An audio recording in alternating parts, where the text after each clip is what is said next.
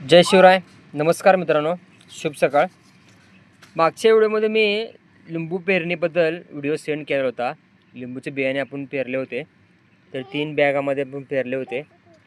तर इथे बघू शकता त्याच्यामधील एकाच बॅगमध्ये हे रोप वाढलेलं आहे. किती छान आलेलं आहे बघू शकता. आणि तुम्हाला दाखवण्यासाठी मी प्रयत्न करेन. हे पहा, ते लिंबूचं बी आहे.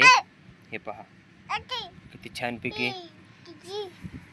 तर हा माझा मुलगा इथे बघण्यासाठी देखील आलेला आहे मी काय करत आहे. हा 2 वर्षाचा आहे.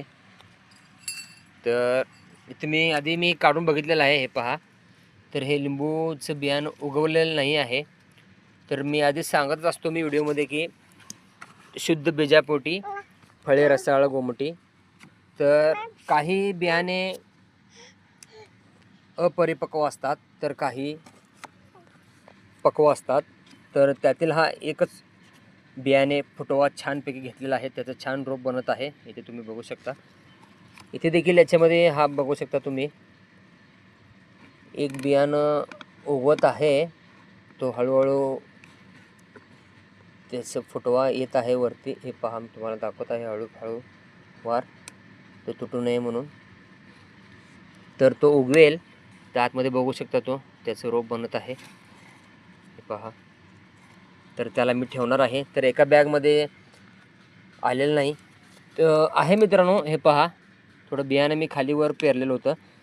तर हे एवढं मोठं उगवलेलं आहे, तर हे अजून लहान आहे. तर आपल्याला निवडायचं आहे मित्रांनो, हेच रोप निवडायचं आहे जे फास्ट येतं, जे लवकर येतं, त्या ज्याच्यामध्ये शक्ती असते. तर तेच लवकर जगतात आणि त्यांचे पुढे फळधारणा छानपैकी होते. तर त्यासाठी मी हेच रोप निवडणार आहे, खाली आपल्या घरासमोर लावणार आहे. तर यातील काही मी बघायचं, आता बघूया किती छान वाढतं ते. जर जोमाने वाढत असेल तर हेही देखील आपण खाली लावू शकतो. तर हे बघू शकता,